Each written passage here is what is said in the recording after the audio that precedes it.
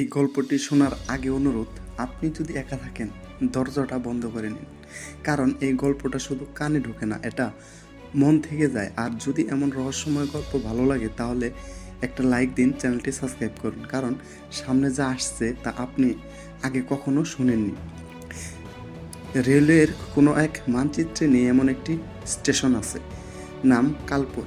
লোকেরা বলে এই স্টেশনে যে ট্রেন থামে সে ট্রেন যাত্রী নামায় না, শুধু তুলে। রাত 12:45 পর এখানে মোবাইল কাজ করে না, ঘড়ির কাঁটা থেমে যায় আর মানুষ অদ্ভুতভাবে হারিয়ে যায়। আরিফ এসব বিশ্বাস করতো না। সে একজন YouTube content creator, view subscriber, এই ছিল তার জীবন। শেষ ট্রেন নিয়ে ভিডিও বানানো হলো, সে ভাইরাল হলো। এখন পর্যন্ত যদি আপনার মনে হয় এটা শুধু গল্প, ভিডিওটি শেষ পর্যন্ত দেখুন আর লাইক দিন, কারণ সামনে গল্পটা অন্য লেভেল যাবে। স্টেশনে ঢুকেই আরিফ বুঝতে পারে এখানে শব্দের আচরণ অদ্ভুত। সে হাঁটে, কিন্তু পায়ে শব্দ শোনা যায় না। সে ডাকে, কিন্তু নিজের গলার আওয়াজ ফিরে আসে না। হঠাৎ দেখে একটা ব্রেঞ্চে বসে আছে 6-7 জন মানুষ। তারা নড়ছে না, শ্বাস নিচ্ছে না কিনা বোঝা যায় না। আরিফ ক্যামেরা তাক করে বলতেই সবাই একসাথে মাথা ঘুরিয়ে তাকায়। টিকিট কাউন্টারে এক বৃদ্ধ, মুখে ভাঁজ, চোখে অন্ধকার। আরিফ জিজ্ঞাসা করে, এই স্টেশন থেকে কোথায় যাওয়া যায়? বৃদ্ধ ধীরে হেসে বলে, যেখানে সবাই যায় কিন্তু কেউ পৌঁছায় না।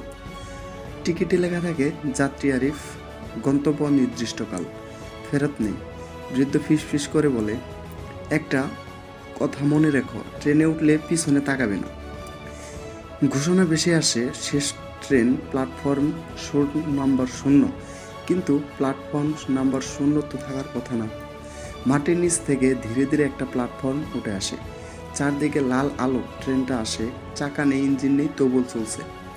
দরজা খুলতেই ভেতর থেকে ঠান্ডা বাতাস বের হয়। এখানে এসে যদি আপনার গা শিহরে ওঠে, একটা লাইক দিয়ে যান। ভেতরে ঢুকেই আরিফ দেখে শত শত যাত্রী।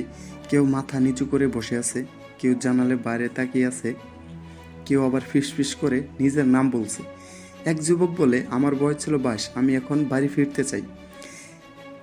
এক বৃদ্ধ বলে, আমার লাশটা নদীতে। হঠাৎ একটা বাচ্চা আরিফের হাত ধরে, আপনি কি জীবিত?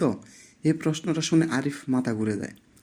ট্রেন চলতে থাকে, কিন্তু ঘড়ির কাঁটা নড়ে না। একজন যাত্রী বলে, আমরা সবাই এই সময় উঠছিলাম, কেউ নামেনি। আরেকজন ফিসফিস করে বলে, যারা নামতে চেয়েছিল তারা হারিয়ে গেছে। এক কামরার দরজা খুলে যায়। ভেতরে ঢুকেই আরিফ দেখে নিজের অতীত। সে নিজেকে দেখে রাস্তা পার হচ্ছে, হেডফোন কানে। সে চিৎকার করে ওঠে, আমি মরিনি। পেছন থেকে কণ্ঠ মরছে, শুধু মানতে পারিনি। কন্ট্রাক্টর সামনে আসে, এবার তার ছায়া লম্বা হয়ে ছাদ ছুঁয়ে ফেলে। সে বলে, এই ট্রেনে আত্মাদের জন্য, তুমি মাঝখানে আটকে গেছো। ফিরতে চাইলে সব কিছুই ছেড়ে যেতে হবে। মনে রেখো, ফিরে গেলেও তুমি আর আগের মতো থাকবে না। আপনি হলে কি করতেন? কমেন্টে লিখুন। আরিফ আলোয় পা বাড়ায়। হাসপাতাল, মনিটরের শব্দ। ডাক্তার বলে, ও অলৌকিকভাবে বেঁচে গেছে। সবাই খুশি, কিন্তু রাতে আরিফ থেকে তার ছায়া দেরিতে নড়ে। 12:45 ফোন বেজে, মেসেজ, পরের ট্রেন জন্য প্রস্তুত থাকুন।